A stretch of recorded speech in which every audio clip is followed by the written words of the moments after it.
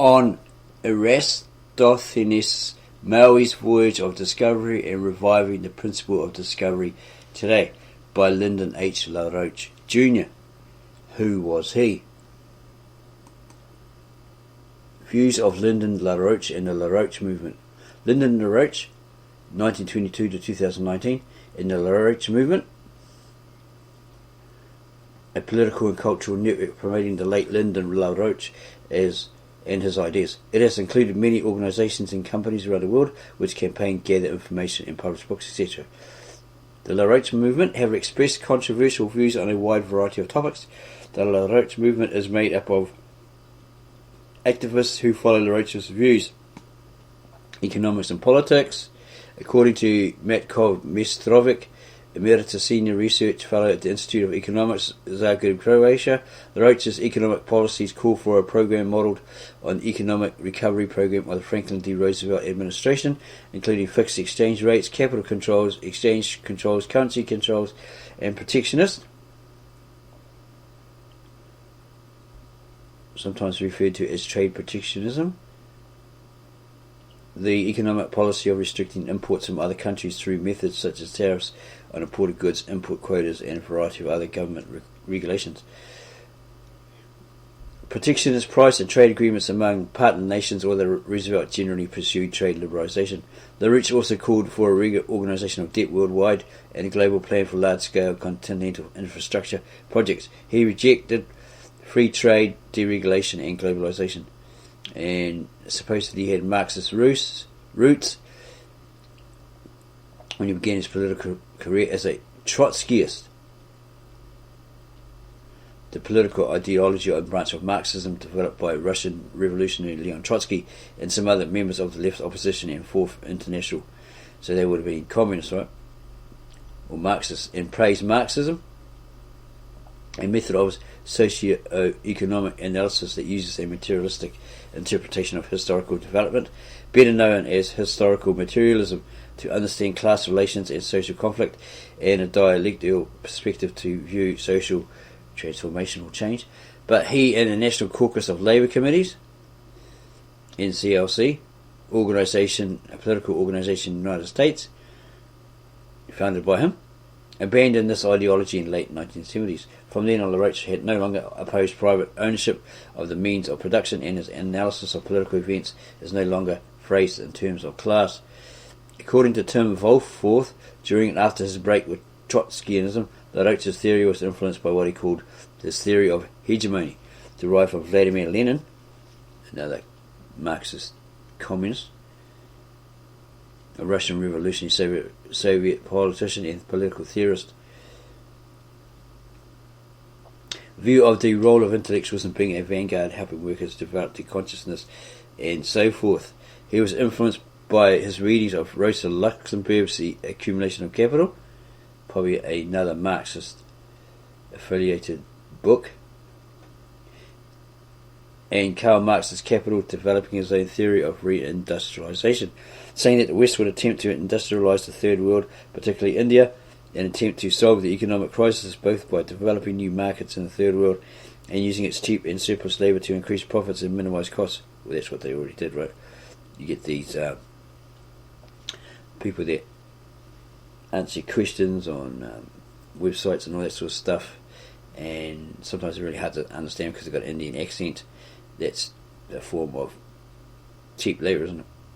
Getting these people to answer your questions, etc., through different services. To oppose this, LaRoche argued for a reindustrialisation of the United States, with himself as the vanguard of the effort, allowing him to personally resolve the crisis of capitalism. So him being the vanguard in the context of Leninist revolutionary struggle relates to strategy whereby the most class-conscious and politically advanced sections of the proletariat working class, described as the revolutionary vanguard, they form organisations, etc. So he wanted to be somebody important in that, and then there's heaps more information on this guy. His campaign platforms, his later orientation. According to China Youth Daily Online, Rouche was once a Marxist but later supported heavily regulated capitalism.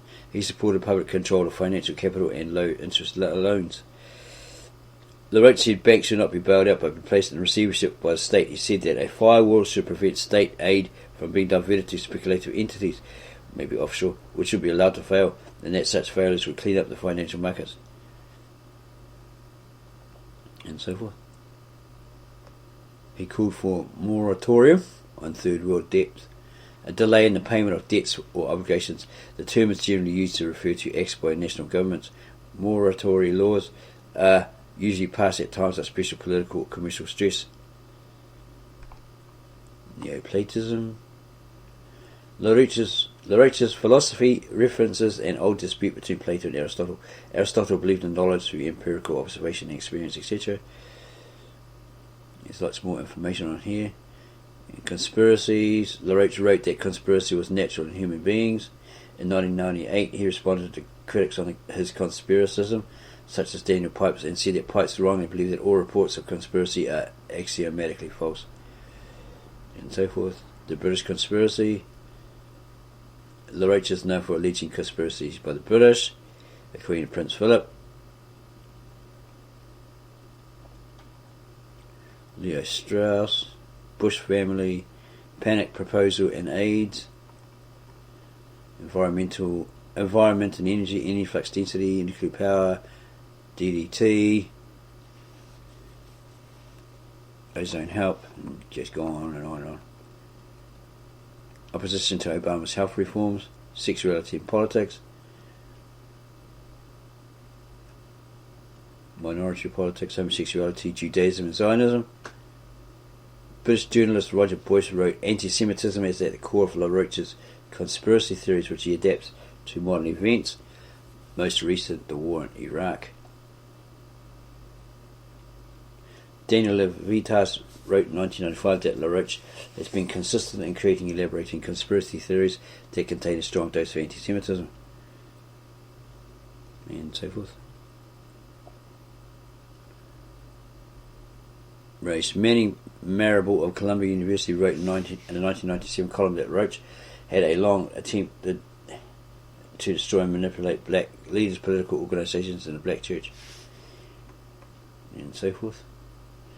Accusations of fascism against the Rouche movement, and references, sources, etc.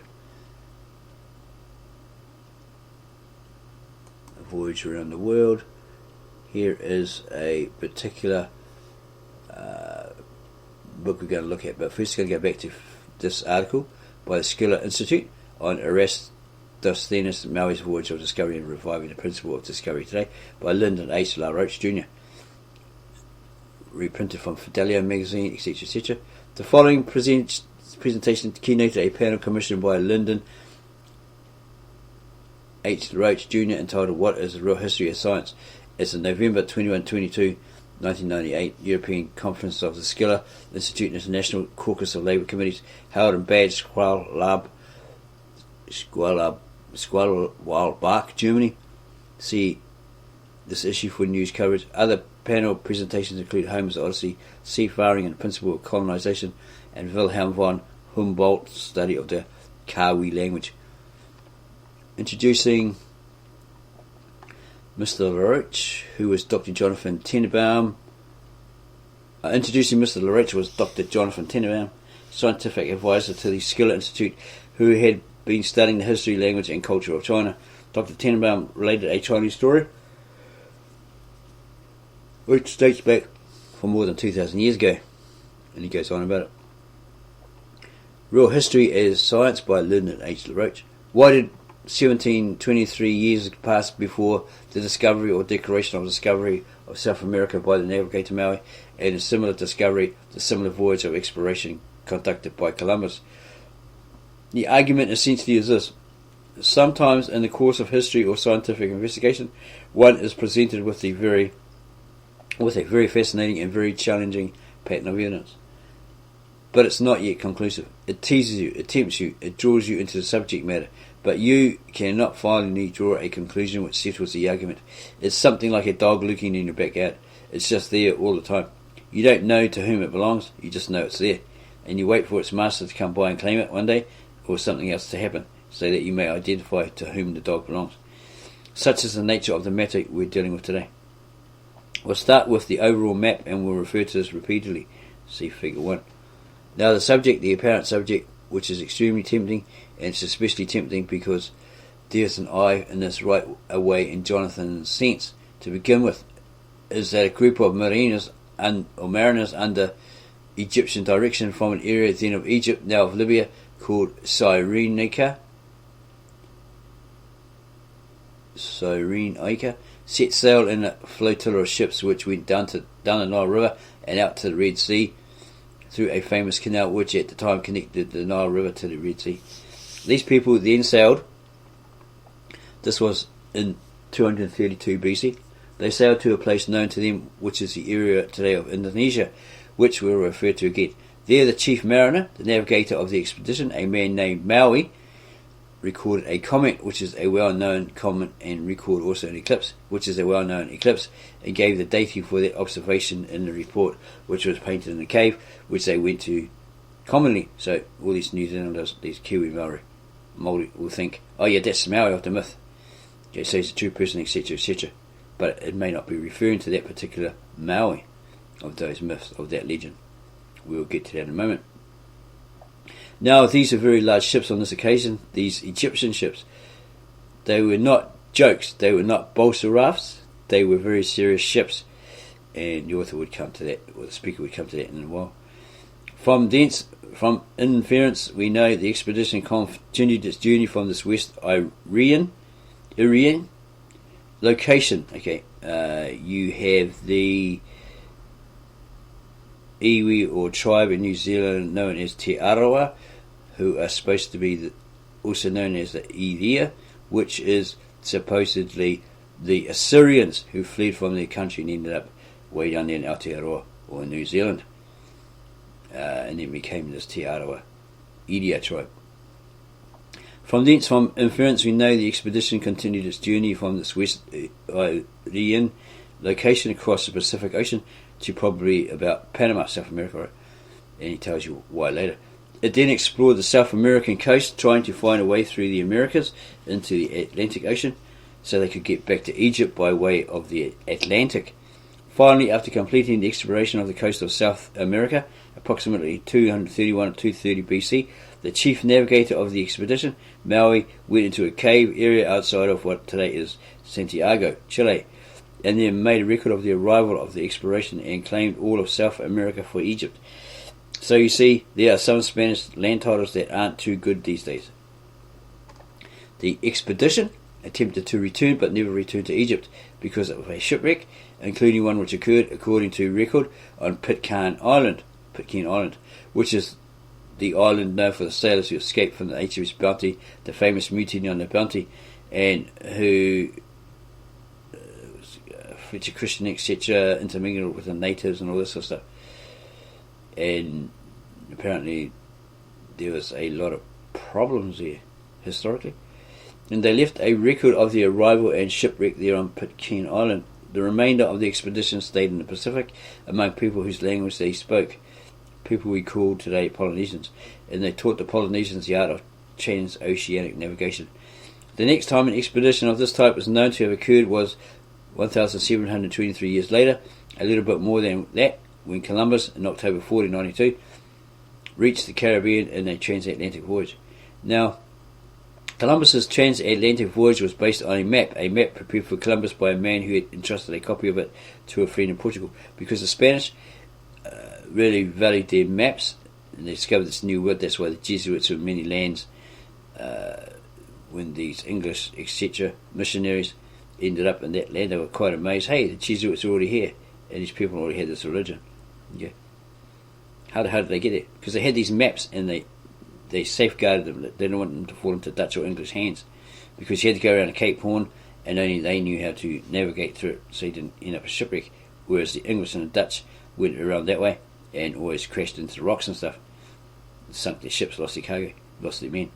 Columbus then corresponded with the author of the map, Paolo dal Pozzo Toscanelli, and got further advice from him on how to navigate across the Atlantic to discover the land on the other side of the Atlantic Ocean.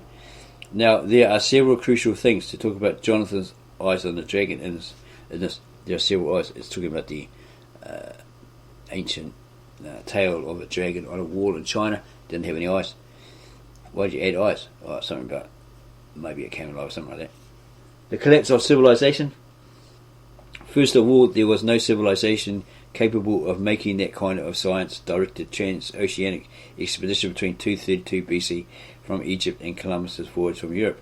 What does that tell you about the history of European civilization between the time of Maui, who was the navigator for this expedition, and the European civilization which finally came out of the mud to be able to make a deliberate transatlantic exploratory voyage? What we're talking about is essentially a collapse of civilization, which dates from about the time that the Latins, the Romans, murdered Archimedes until the Renaissance, because it was the circles of Nicholas of Cusa and his friends, including Paolo Toscanelli, who made possible the discovery and use of the knowledge which instructed Columbus on how to navigate to find lands on the other side of the Atlantic. In between that time, all European civilization was inferior in its scientific and cultural development to Egyptian civilization of the time of Archimedes and his friend Eratosthenes. That is the eyes of the dragon. That tells you that the idea about culture and civilization, which is popularized in European and other history since then, is a gigantic fraud, a deliberate fraud. One of the examples of the fraud is a case several centuries later, 5 centuries later, when a hoaxer by the name of Claudius Ptolemy faked evidence. He had this map and it looks really ridiculous. Absolutely faked it, using known evidence from a period of about 500 years earlier, and faked the evidence to try to show that the Earth was the centre of the universe, that the Sun orbited the Earth, not the Earth, the Sun. So he was a faker. Whereas 5 centuries earlier all civilized science knew and had measured the fact that the Earth was a sphere or a spheroid, and had made measurements pertaining to the distance of the Earth from the Moon, and estimates, not very good ones, but estimates nonetheless, of the distance from the Earth to the Sun, around which the Earth orbited. The central figure of this was the scientist Eratosthenes. Now, just to put this historical point into focus, look at figure 2, the map that shows the Mediterranean area. Was that number 1? Yeah, it must be number 1. We'll have a look at number 2 in a minute.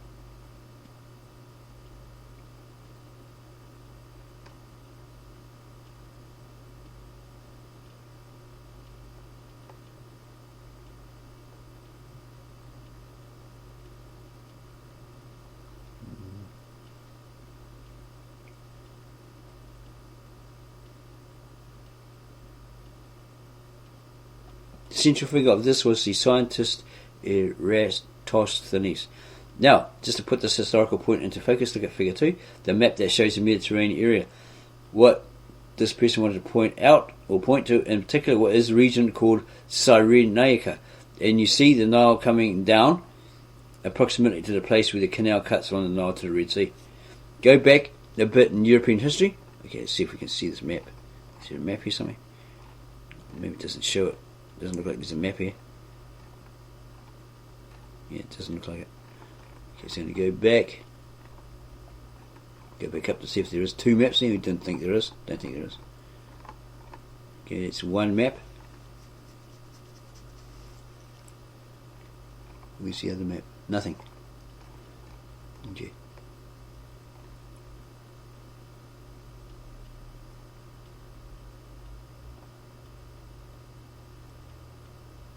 Go back a bit in European history, the people who lived in Cyrenaica were famous navigators.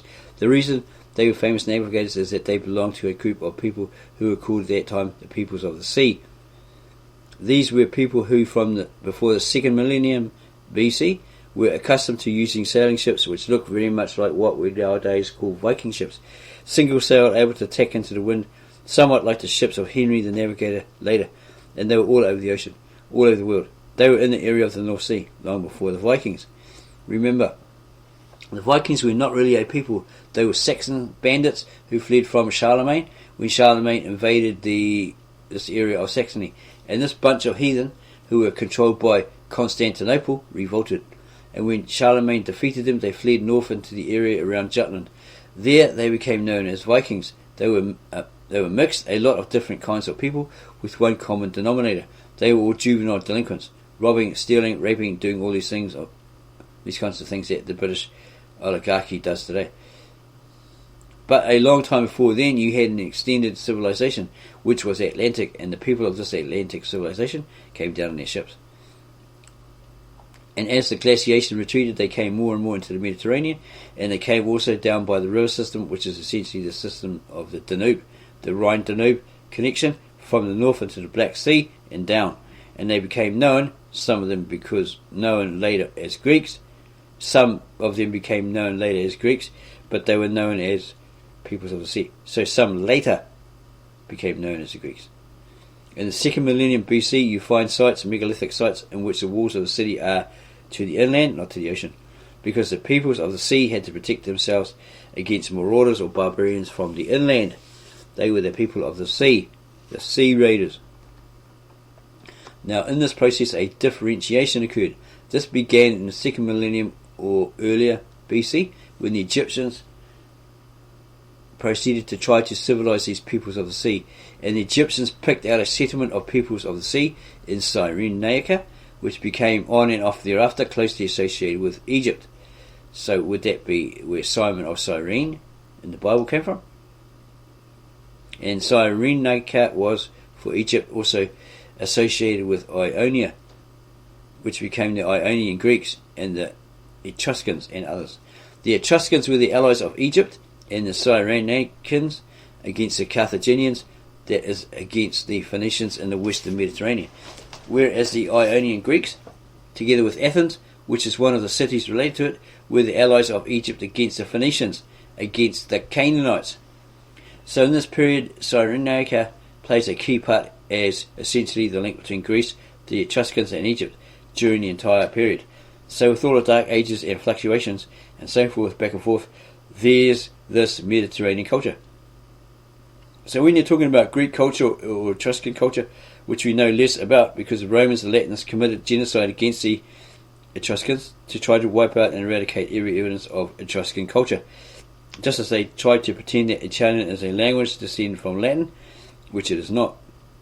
It's a completely separate and superior language to Latin, which is something that the Humboldts understood. They got into trouble at the time when Wilhelm von Humboldt was the ambassador to Rome, over making the obvious philological point that Italian was a separate language which had cohabitated with Latin, and therefore had a lot of cross-loan word relationships, but that the Italian was a separate culture, probably a superior one to the Latin culture of the Romans.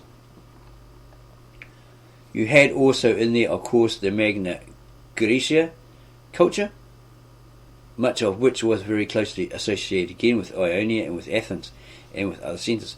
So the entire history of civilization, of European civilization, emerges in this cockpit whose point of reference are Egypt, Ionia, Athens and the Etruscans, and development in southern Italy, Sicily, which came out of this process. That's the centre of civilization in that particular area, right? From the beginning of the Homeric legends, or the Homeric epics, which probably are to a large degree true, as Heinrich Schliemann and others have demonstrated. From this period, there emerged earlier than the middle of the 1st millennium BC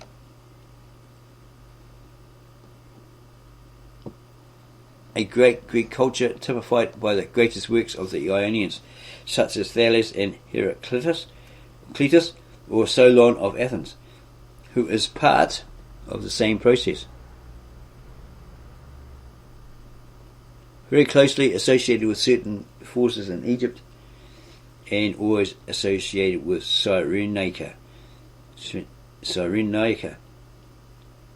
For example, when Plato formed and developed the academy at Athens, one of the more important mathematics was Theaetetus, who was from Cyrenaica. He was the person who first developed the concept of the 5 Platonic regular solids, a very crucial part of the whole picture. Then, the case of Eratosthenes. Eratosthenes comes much later. He comes into the 3rd century BC. He was born in Cyrenaica. He travelled to Athens, where he was educated by Plato's Academy. He became particularly celebrated as the greatest mathematician of the Academy at that time. He was then invited to Egypt to educate the further pharaoh or king. So would that be Ptolemy? 1, 2, 3. He succeeded very well there, and in course of time became the librarian of the Library of Alexandria. So yeah, it must have been him. And a very powerful, politically powerful individual in the Egyptian history of that period. He was also the greatest scientific mind of his age. He was a correspondent and ally of Archimedes, though they had differences on certain things. And he is far greater in the profundity of his crucial discoveries than Archimedes. But Archimedes was one of his pals, shall we say. Best buddies. He was the first to demonstrate rigorously a method for demonstrating the circumference of the earth. He was the one who developed and perfected methods for ocean navigation, using the ecliptic as a reference. Constant reference by navigators which show up in this. And thus, when the navigator Maui, under Captain Rata, set forth with a flotilla from Egypt on the instruction of Eratosthenes, and Maui left records to this effect, to explore the circumference of the earth, they successfully, with a series of steps, went eastward. Then they came into an unexpected object, the Americas. They couldn't get through it. Were they at the top there? Alaska, where we had the Bering Strait, we had all that ice over it. It was so thick you could cross it, maybe you couldn't get through it until it melted and become this big land bridge that these people, probably from Asia or somewhere, walked across and thrived in that Alaskan area and so forth. That's probably what it might be hinting at. Then they came into an unexpected object, the Americas. They couldn't get through it. According to the record, they explored about 4,000 miles of the coast of the Americas, chiefly South America, probably as far north as Baja California. Some records seem to indicate that some of the Arizona and related relics were copies of records that had been made earlier in some nearby vicinity, which is probably Baja California. So this particular part of Mediterranean culture is the cockpit of modern civilization for reasons this person has given otherwise earlier. Then the story becomes even more interesting. The great antiquity of man. So before that we have something here which supposedly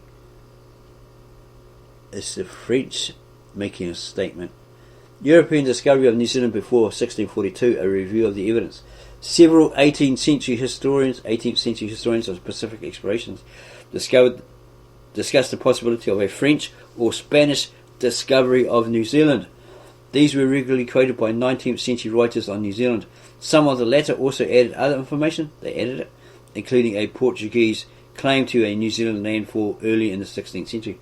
This paper outlines some of these theories and examines their persistence despite their sometimes dubious accuracy and inadequate documentation over a couple of centuries.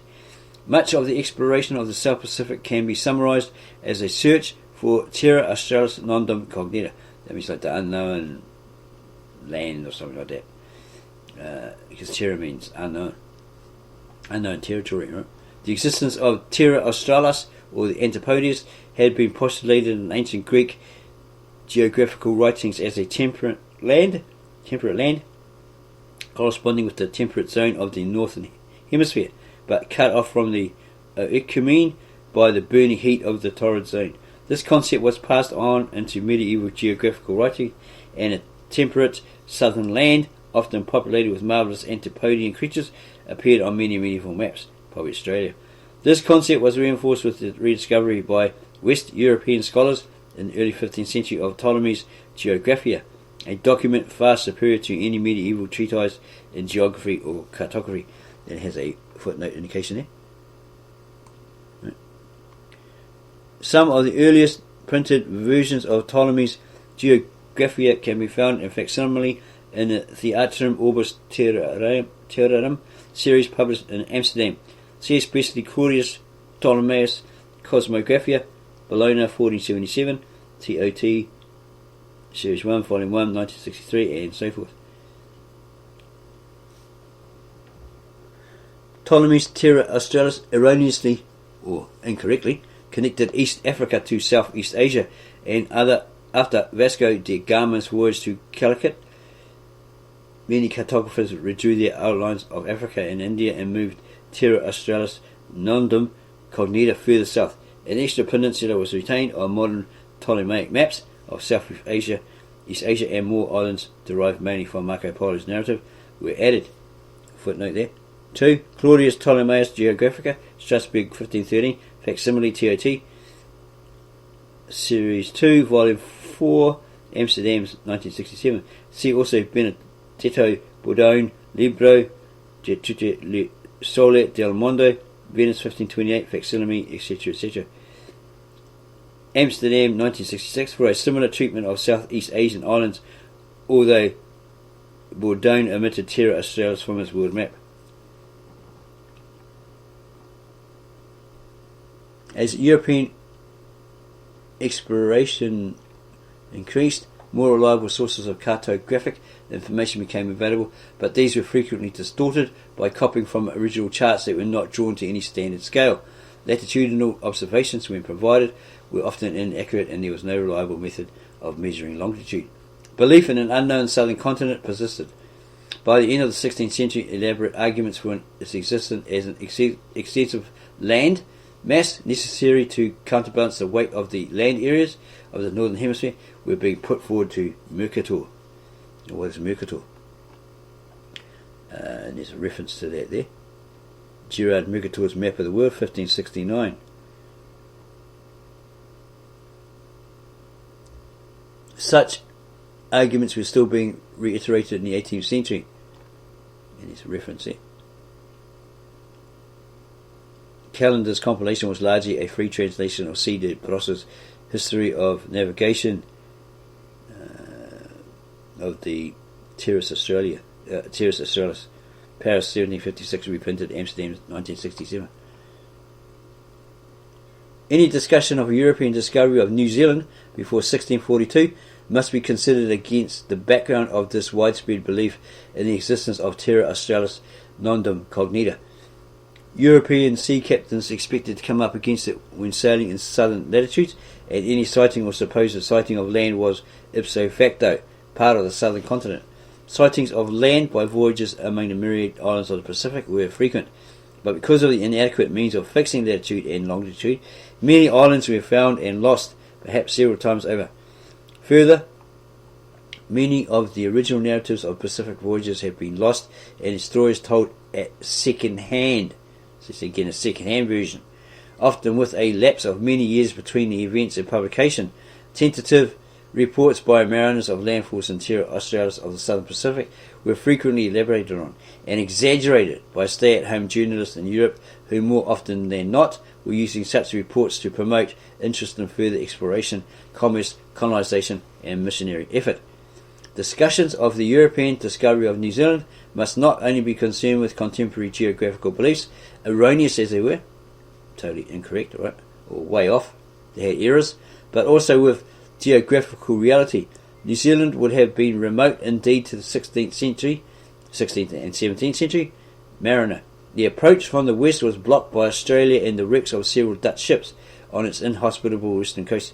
Early in the 17th century, discouraged sea captains from venturing too far across the Indian Ocean en route to the East Indies, because the Spanish had the maps and they'd rather go down with those maps, holding onto those maps, and drown, or totally destroy them. They didn't want them to fall into English or Dutch hands, and that's why the English and the Dutch had these problems navigating around the coast. They had no idea, until somebody possibly sold them a map, or they got hold of one from one of those man of wars or something that they took over, or whatever, they captured. The approach from the west was blocked by Australia and the wrecks of several Dutch ships on its inhospitable western coast. Early in the 17th century, discouraged sea captains from venturing too far across the Indian Ocean en route to the East Indies. The European sailor approaching the Pacific via the Magellan Strait or Cape Horn found little to encourage him to continue beating westwards against the cyclonic systems of the Roaring Forties, when favourable winds and currents carried him north and west across the Pacific to the East Indies. From the point of view of the physical geography of the South Pacific, it is perhaps not surprising that well over a century elapsed between Magellan's entry into the Pacific and Tasman's sighting of New Zealand. Supposedly he actually saw it, and he got off his boat, stepped onto the land, but he didn't get on well with the Maori. Right? Had some hassles with them, problems with them or something, so he took off. So he supposedly, according to what we found, personal research, that he actually put his feet on the sand. Right? He actually stepped onto the land, but didn't stay long. And of course Cook comes along and puts his feet on there and claims it for England. The physical facts were also supported by the economic facts of the 16th and 17th century. Wealth was located in the East Indies. There was little incentive to detour into unknown waters when there was a known source of riches in the East Indies. Yeah, why go somewhere and you find out, there's nothing of value there. No gold, no silver. Oh, damn it. Move on to the next one. For European discovery and exploration was still largely commercial in the 17th century. The French claim to the discovery of New Zealand is based on a narrative of a voyage of one Benoit Palmier de Gonneville, who left Honfleur near the mouth of the Seine in June 1503 on a voyage to the East Indies. Soon after rounding the Cape of Good Hope, he was struck by a fearful storm which caused him to lose his way and left him in a calm, unknown sea. The sight of some birds coming from the south led him to seek land, as he needed to repair his ship and take on water. He found a large country which he called the Southern Indies. He and his crew stayed there 6 months, and de Gonneville noted in his journal the features of the land and customs of the people. Unfortunately, when near the Channel Islands on the return voyage to France, they were attacked by an English corsair, which took all they had. When de Gonneville finally reached France, he made a declaration to the French Admiralty relating his discoveries, dated 19th July 1505, and signed by the principal officers of the ship. And a footnote indication there. It says the process 106 to 7. This narrative first appeared in English translation in John Calendar's compilation Terra Australis Cognita, which was derived largely from the process in 1766. De Gonneville's declaration had appeared initially in Memoirs touchant l'Établissement, whatever that is in French, printed in Paris by Cremoisi in 1663 and signed JPDC, Prêtre Indien, in Calendar's words.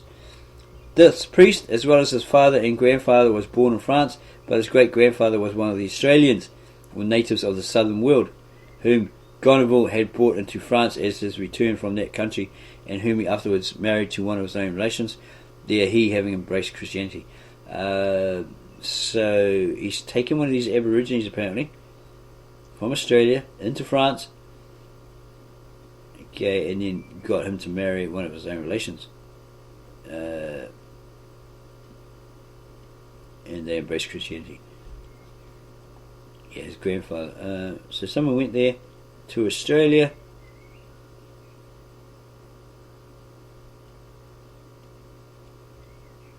and must have got with a Aboriginal woman, and she had children, and one of them was his grandfather, and then he was born, obviously. The author, being animated by a strong desire of preaching the gospel in the country of his ancestors, spent his whole life endeavouring to prevail on those who had the care of foreign missions to send him there.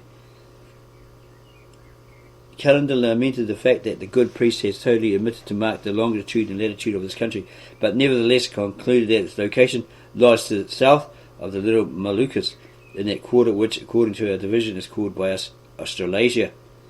And that's Calendar I-63. So yeah, there's problems with the people knowing the longitude and the latitude. So this Maori person of legend, of myth, of Aotearoa, New Zealand, probably would have had the same problem. But who knows? Where's the evidence that he perfected it, that he created it, that he used it? Okay. If there's no evidence, well, it's just hearsay, isn't it? There are 2 points which make the Gonneville story suspect. One is the long space of time between his alleged declaration in 1505 and the publication of the story in 1663. In the memoirs of an unidentified Prêtre Indien, The other point is the enormous distance between the Cape of Good Hope and any part of Australasia. Australia was ruled out as a description of the people. Australia was ruled out as the descriptions of the people did not correspond with the primitive Aboriginal population. So he must be lying, right? They must have avoided him. New Zealand seems impossibly distant, especially when Madagascar provides an equally likely and much closer landing place of any size for the Gonival's lost ship. Although the Brosses had conjectured that the Gonival's land was part of Australia, Burney, who used the Brosses as his main source for this narrative, disagreed. Let the whole account be recognised without prepossession, and the idea that will immediately and most naturally occur is that the southern India discovered by de Gonneville was Madagascar.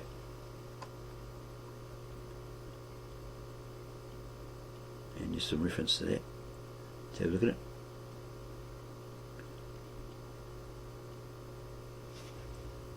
Ronald summarised the location suggested for de Gonneville's southern Indies, which included Australia, some part of Australasia, Madagascar, Virginia or Maryland, Brazil or the Falkland Islands. Ronald preferred Brazil. Ronald, paragraph 268-9. Hurst House and Thompson located Gonneville's discovery specifically in New Zealand. The manners and customs of the islanders where de Gonneville anchored, according to the descriptions given, correspond wonderfully with the habits of the New Zealanders, said Thompson. A.S. Thompson, The Story of New Zealand, Past and Present, Savage and Civilized, London, 1859, page 226.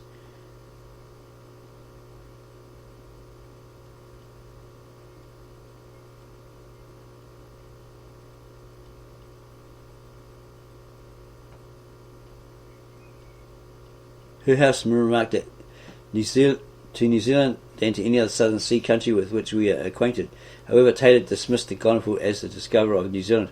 The account of his course is too vague to make out anything satisfactory from it, but there is little probability that his amiable savages were New Zealanders or Maori, as they would have been more inclined to regard the sea as a fit subject to exercise their gastronomic powers upon. Taylor, Te Ika a Maui, or New Zealand and its inhabitants, London, 1855, page 205, for those that want to look at that. In there, the French claim rested, for de Gonneville has not been resurrected as regularly as various Spanish or Portuguese mariners in the South Pacific in the 16th century. The Spanish claim. The chief contender for Spanish discovery of New Zealand about 1576 is Juan Fernandez, whose voyage was described in a memorial addressed to His Catholic Majesty Philip III, King of Spain, by Dr. Juan Luis Arias, respecting the exploration, colonization and conversion of the southern land. Well, it's a long title. Published sometime after 1614. There was also a pilot named Juan Fernandez, who discovered the track from Lima to Chile. Is it supposed to be Chile? By going to the westward, which till then had been made with much difficulty as they kept alongshore, where southerly winds almost constantly prevail. He, sailing from the coast of Chile about the latitude of 40 degrees, little more or less, in a small ship, with some of his companions, in course between west and southwest. Brought in a month's time to what was, to the best of their judgment, a very fertile and agreeable continent, inhabited by white and well-proportioned people of our own height, well clad and of so peaceable and gentle a disposition that in every way they could express they showed the greatest hospitality, both with respect to the fruits and production of their country, which appeared in every aspect very rich and plentiful. But, being overjoyed to have discovered the coast of that great and so much desired continent, he returned to Chile, intended to go back properly fitted, and to keep it a secret until they and their friends could return on the discovery. It was delayed from day to day till Juan Fernandez died, when with his death this important matter fell to the ground.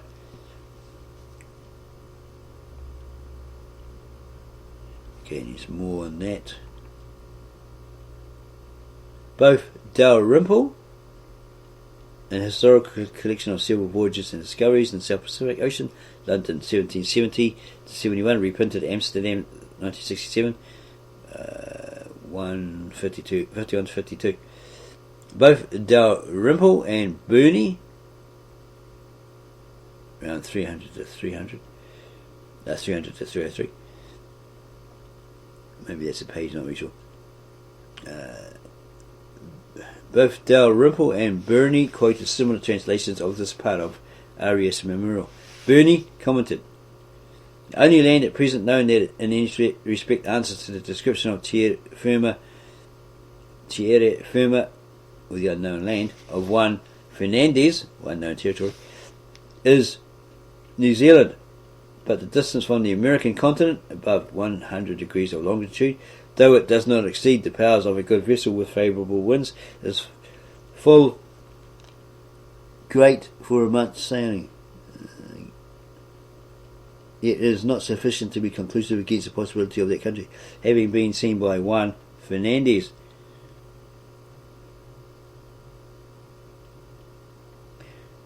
Because Burney did not completely dismiss the possibility, the account of Juan Fernandez's discovery of New Zealand was related in a number of 19th century histories. Circumnavigation of the globe and progress of maritime discovery from the earliest period to the present time.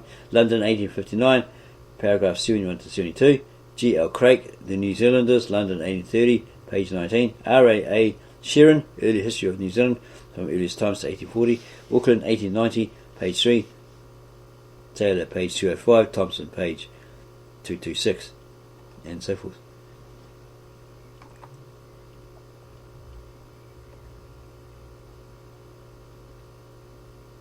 Most of these authors felt that the evidence was insufficient to prove Fernandez reached New Zealand, but did not discount a Spanish landfall. The writer of this section on discovery and settlement in the official New Zealand Yearbook 1893 went so far as to say it has been assumed as probable that the first European who visited New Zealand was Juan Fernandez. However, this whole paragraph, which is very similar to Sheeran's version, was excised from the 1894 and subsequent editions of the yearbook. Does it mean that it was removed? Beagle Hull dismissed the whole story as a complete fabrication, though it is unknown who first evolved it. Wood remarked, "The fact from which this fiction sprang was the actual discovery of the island of Juan Fernandez in 1563. It is quite possible that such an account was confused with another narrative. Tahiti, or another high island of the southeastern Pacific, would fit the description as well as New Zealand and could have been Fernandez's landfall. Reinald saw this as a most likely explanation.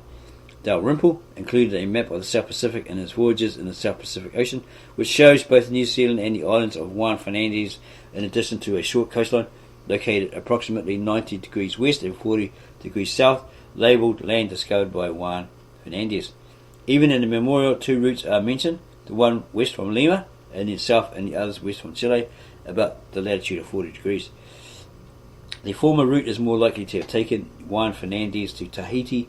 The latter meant beating against the prevailing westerly winds, and 1 month indeed seemed too short a time to reach New Zealand from Chile in a sailing ship along this route.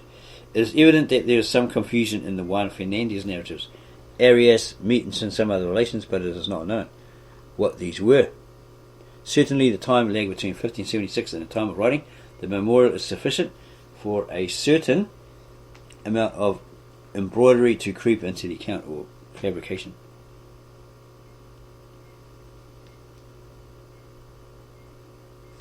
They've woven these stories into this account.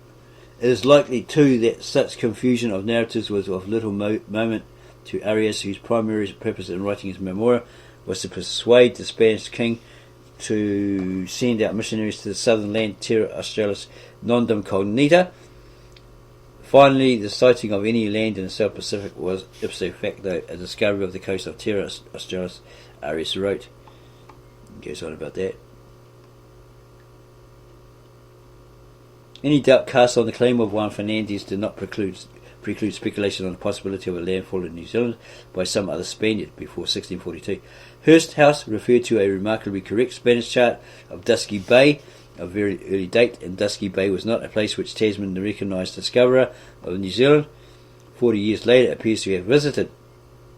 Unfortunately, Hurst House gives no source for this interesting piece of information, and no other reference to it has been found. So it's, at that point, it's hearsay, isn't it? Hurst House went on to suggest might not Quiros, holding on to the south in continued search of the gold land, the realised diggings of 2 centuries later have been the real discovery of New Zealand. Both Thompson and Hursthouse quoted linguistic evidence of a Spanish landfall in New Zealand and a supposed similarity between some Spanish and Maori words. Every language has got similar words, haven't they? Although they both cited examples, neither placed any great value on such evidence. Thompson concluded, had the Spaniards frequented these coasts, traces of their presence would have been still discovered in other things than words. But I have looked among the natives in various parts of the country for better evidence. Some vestiges which the followers of Medania and Quiros might have left behind, but no footprints are to be found. Another piece of evidence for Spanish discovery of New Zealand is the so-called Spanish helmet in the Dominion Museum, Wellington. The helmet is of a type used throughout Europe during the 16th century, not just in Spain, and it was dredged up out of Wellington Harbour about the turn of the century. However, it was probably dumped or accidentally dropped overboard sometime later last century, since its condition suggests it has not been in the water for any length of time. It certainly provides no further clue to a possible Spanish landfall in this country, in New Zealand, right? During the 16th century, the Spanish sent out a number of expeditions from Panama which explored and mapped the Pacific coast from California to southern Chile. After 1564, regular voyages were made between Acapulco in Mexico and Manila in the Philippines. It is highly unlikely that any of the Manila galleons could have been blown so far off in the established northern hemisphere sailing route to become lost in the South Pacific and accidentally discovered New Zealand. A Spanish sea captain sailing west through Magellan Straits was equally unlikely to continue beating west against the prevailing winds toward New Zealand when he knew the winds and currents would carry him north along the known route to Peru and Panama, or northwest with the southeast trades along Magellan's route to the Moluccas and Philippines. Indeed, Juan Fernandez was quite possibly seeking to avoid the strong northward coastal current, which slowed down the trip from Peru to Chile by sailing further out to sea. The Medania Quiros voyages 1567 to 9, 1595 and 1606 to 7 are sufficiently well documented to identify with certainty most of the landfalls made. Yeah, you saw this references here. There is no evidence that they sailed anywhere near New Zealand. It seems equally certain that Medania, who knew about New Guinea and that there was land south of the Straits to Magellan, had no evidence of any land in between beyond the widespread belief in a terra australis nondum cognita, and so forth.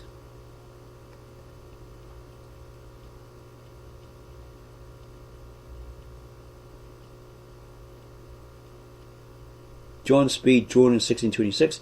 Information from early 17th century Dutch voyages is incorporated in the outline of the northern coast of New Guinea and Le Maire Strait, Staten Island and Cape Horn, but there is no indication of the Spanish Solomon Islands. Most of the Southern Ocean is filled up with Magellanica, the southern continent. On the south, Magellanica, the southern continent. On the southwest Pacific portion of this continent, in the latitudes of New Zealand, there appears the following legend. It's a legend.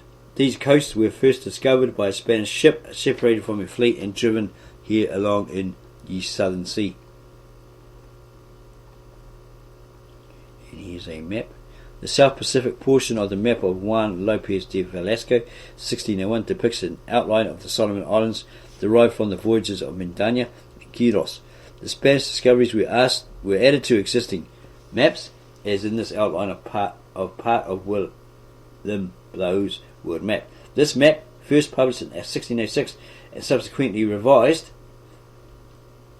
retouched probably, locates the Solomon Islands off the coast of the unknown Terra Australis.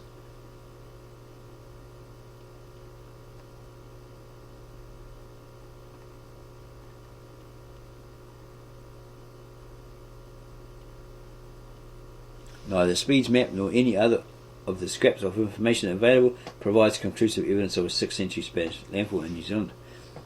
And it goes on and on and on. This is actually a free ebook you could download. You could leave the link to it below this video. So if you like this video, subscribe to our channel, give us a like, add your comments, and Then go tell your friends and family about this, okay, supposed Spanish, French, etc. discovery of New Zealand prior to Tasman and Captain Cook. Okay, something else we're going to have a look at. Voyages of Rediscovery by Randolph Fillmore. Thousands of years ago, people indigenous to the Pacific Islands travelled in large sea-going canoes covering huge expanses of ocean, exploring, trading and settling newly found islands, including today's Hawaiian Islands. These people carried their culture with them. Through the centuries, many of those cultural traditions and even the materials and skills necessary to build sea-going canoes and navigate in voyages by the stars, sun, ocean waves and currents were nearly lost to westernisation and technical modernisation. Beginning in the 1970s, however, methods for building the canoes and the art and science of wayfinding, a traditional navigation system using natural sources rather than modern navigational technologies, were rediscovered when the Polynesian Voyaging Society (PVS) was established. It's thanks to the people who dedicated to keeping the culture alive. The Malama Honua Worldwide Voyage, a 3-year worldwide voyage by 2 sea-going canoes, Hakulea and Hikianalia, sister stars of gladness, became a reality. Okay, Voyages of Rediscovery and Discovery. Thousands of years ago, people indigenous to the Pacific Islands travelled in large sea-going canoes, covering huge expanses of ocean, exploring, trading and settling newfound islands, including today's Hawaiian Islands. Okay, rediscovery, creating global relationships, discovery, science at sea.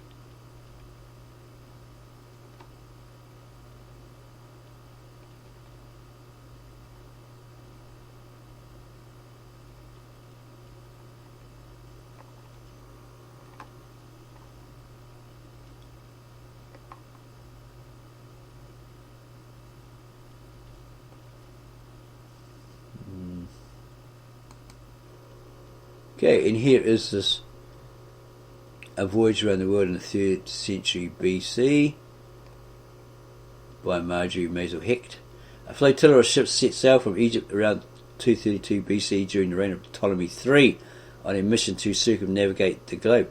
The 6 ships sailed under the direction of Captain Rata and navigated Maui, a friend of the astronomer Eratosthenes, who was head of the Alexandrian library.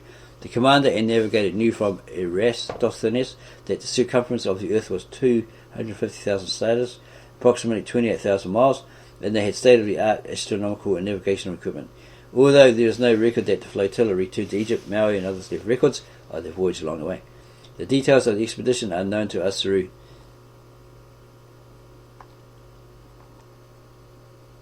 written inscriptions and drawings left in caves, primarily in what are now called the Caves of the Navigators in northwest New Guinea, now Irian Jaya, near Maclua Bay, a cave near Santiago, Chile, and others from Pitcairn Island and Fiji, and so forth. So here they are here. Here's a map of the Pacific currents. The North Pacific Current, or the Equatorial Countercurrent, would have taken the voyages across the Pacific to the coast of California, Mexico or Central America on a return trip. The Humboldt and Peru currents would have taken the voyages across the Pacific. So it probably would have pushed them that way, and then on a return back it probably would have pushed them down that way. Something like that.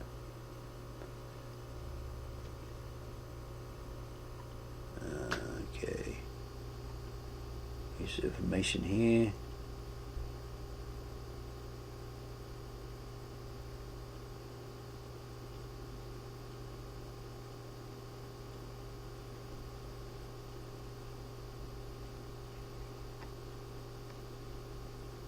In the early 1970s, Fell, a specialist in echinoderms, starfish, was teaching marine biology at Harvard University at its Museum of Comparative Zoology.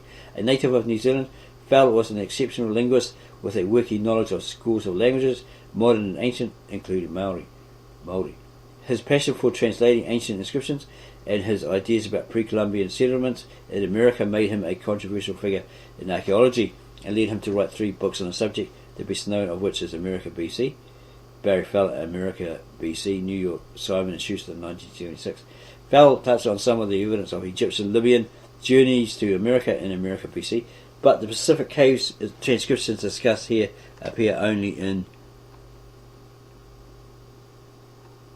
the occasional papers of the Epigraphic Society, which he founded in 1974. They were not generally publicised or released to the public or shown to the public, or the public were allowed access to it. Maui's proof of Eratosthenes measurement of the size of the Earth is translated by Barry Fell.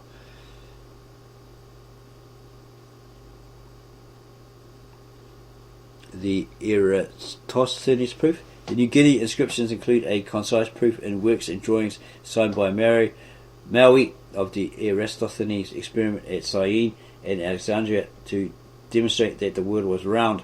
The cave inscriptions and drawings are done in coloured chalks and charcoal, which have been preserved by a thin layer of transparent stalactite.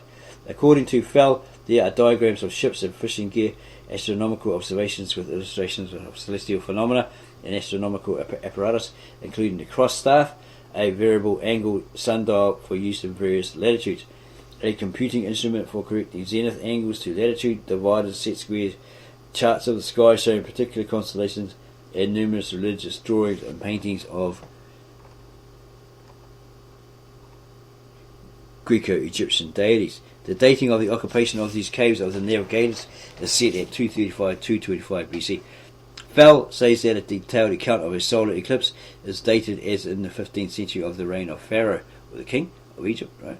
Or a certain king, which would coincide with the annular eclipse of November 19, 232 BC. Were the caves used to teach astronomy and navigation to the crew or to the native inhabitants? Was it to make sure that this knowledge would be preserved?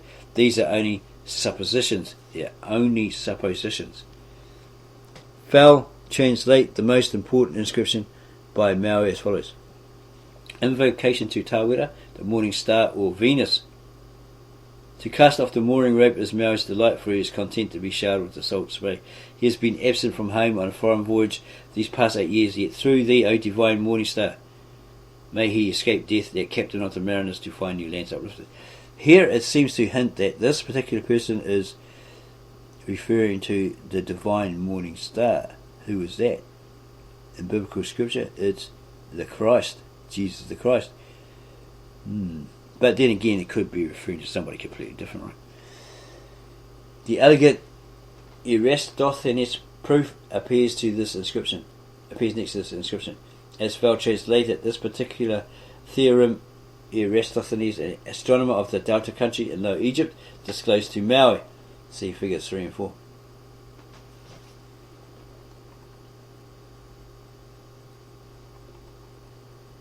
There are other later inscriptions superimposed on that of Maui.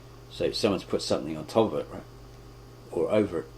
Which Fell says are imitative of the older work and attributed to Papuan cave artists. Fell's supposition is that the expedition was sent out by Ptolemy III, both to find new sources of gold for coins and to demonstrate Eratosthenes' newly propounded doctrine.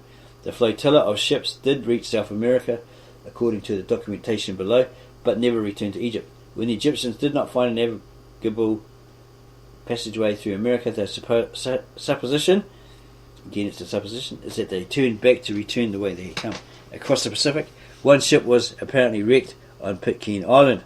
Obviously dropped off a few people there, right? Fixed it probably. Val proposes that Rata, Maui and the other members of the expedition became the founding fathers of Polynesia. In fact, he says the actual names Rata and Maui appear in Polynesian legend. Further, he says the ancient Maori Libyan language, writing and knowledge became the initial heritage of Polynesia. Libyan inscriptions, according to Fell, were found in New Zealand as late as 1450 AD. South America claimed for Ptolemy III. At the Harvard seminar where Fell initially presented his translations in November 1974, it was concluded that the voyage of Rata and Maui would probably follow a great circle route according to Eratosthenes' plan. Therefore, it could be expected that the expedition would land on the west coast of America in 231 or 230 BC, and so forth. Southern limit of the coast reached by Maui. Where was this? Learning of the November seminar geographer George F. Carter, senior, a professor at Texas A&M University with an interest in ancient inscriptions, recalled a cave inscription that he had copied down from a German language scientific journal published in Chile, which he found at the Johns Hopkins University Library in Baltimore in the 1950s, when he was teaching in the geography department there. The inscription was copied in 1885 by Carl Stolp, who had taken shelter in a cave near Santiago during a storm. Carter thought the script was similar to the Polynesian inscriptions. He was right. As Fowler was able to translate it, the Santiago inscription gave the date as the regnal year 16, which would have been 231 BC, and also had Maui's name. Southern limits of the coast reached by Maui. This region is the southern limit of the mountainous land. The commander claims by written proclamation in this land exalting. To this southern limit he steered the flotilla of ships. This land the Navigator claims for the king of Egypt, for his queen, and for their noble son, running a course of 4,000 miles. Steep, mighty, mountainous, on high uplifted. August day 5, regnal year 16. Navigators of the Golden Renaissance by Timothy Rouche.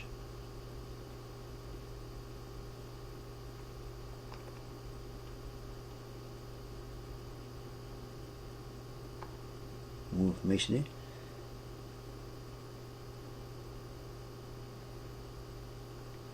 Is that it? That's all of that book. Very short PDF as usual. So you got like 27 pages or something.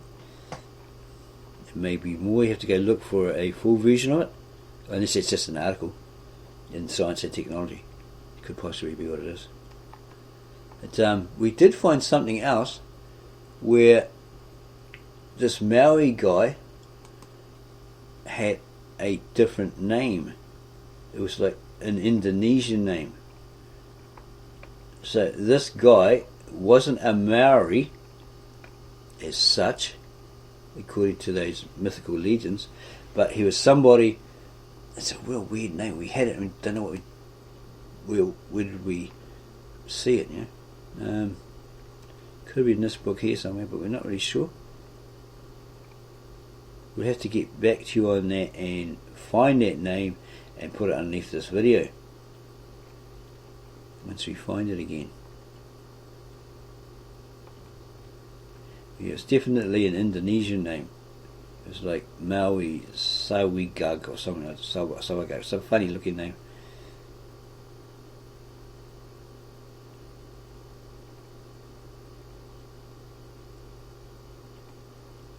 See if we can find it here. Okay, it's a very short PDF as well. It might be slightly more information when you download it, but we don't think so. It's probably very limited.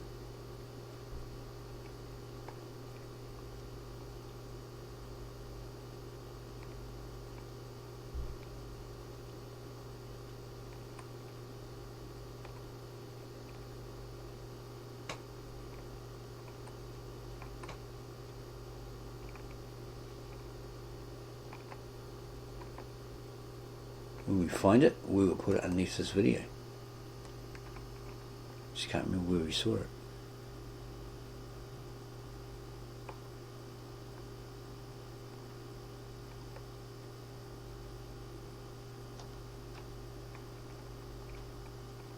Okay, so if you enjoyed this video, please subscribe to our channel. Give us a like.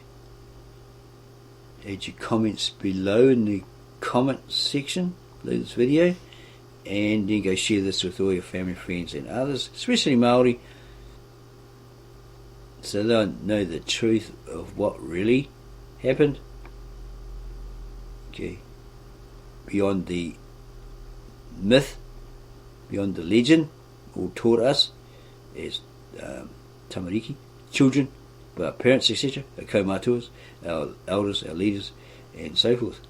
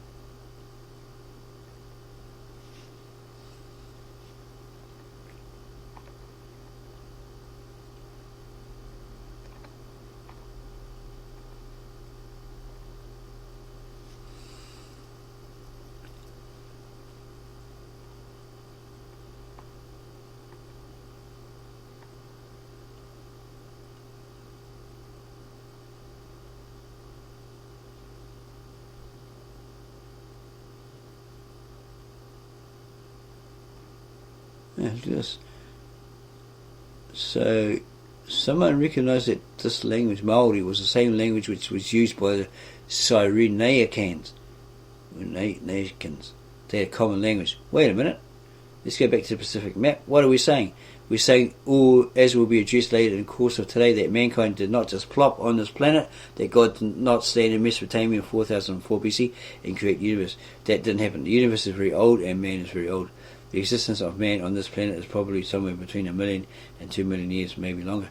Well, this could possibly be that Edgar Casey guy, or Casey guy that says all creation was done by God, completed in 4004. Well, that is virtually silly, because the prototype Egyptian pyramid mounds were done around 2000, something like that, way before this, right? But yeah, you got scripture saying that all life originated from the Garden of Eden, paradise, etc. These rivers ran through it, and they went around the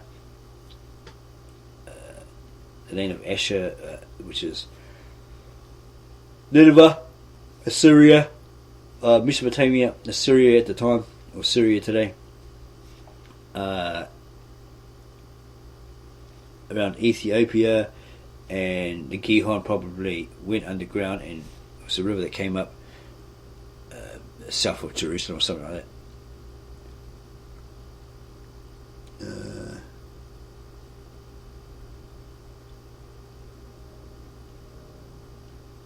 Now, how do we recognise man? We recently had in Germany, out of a group working out of Göttingen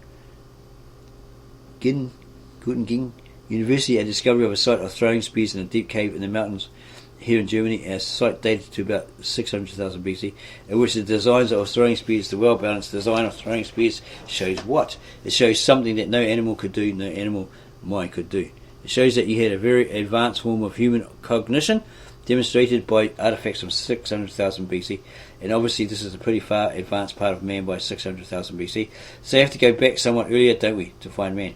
And it's difficult because this pattern of glaciation on this planet, affecting the northern hemisphere, goes back about 2 million years on the basis of core samples that have been taken in various parts of the world. So we're really in a kind of poor shape at this point for going much earlier, and so forth. So these Christians are not saying that the world's only 6,000 years old, or man only existed for 6,000 years, is incorrect. Because in your original ancient, very old Lishana Atika Cypriot, or sacred scribal language of the original ancient, very old Tav Asheret, or Aramaic manuscripts, the Old Testament, etc., it actually says that God, there's a word there, Genesis 1:27, read to 1:27, we believe, that actually indicates a longer period of creation time by God. Euma, which is immeasurable period, unfathomable period, era, eon, age, or day with capital D. See, because nobody knows, it's immeasurable or unfathomable, nobody knows how long it took God to create all of that, because there's no man around at the time. No man created to actually witness that and write it down or record it, okay, or verbalise it, pass it on, okay, to a much later date. So that's what it's saying. It's not your literal day of the week, as you find in the Jerusalem Bible, the Jewish Bible, the Hebrew Bible, etc., in your modern Americanized English versions. It's actually very, very different. So yeah, that would verify the scientific claims, archaeological claims of the earth being really, really old, much older than modern Christians, theologians, etc., scholars like to push. So it actually agrees with archaeology, in the sense that a pre-Adamic man, Cro-Magnon, etc., was created before Adam. These being the ones that they merged with, the sons of God, the children of God. They left their rightful place and merged with these particular unholy line. Right? They were the godly line, they left it, and they went with the woman, the daughters of these unholy line. They interbred with them, and then they because their DNA was so close genetically, etc., they probably would have produced giants or freaks or strange looking creatures, human beings, etc.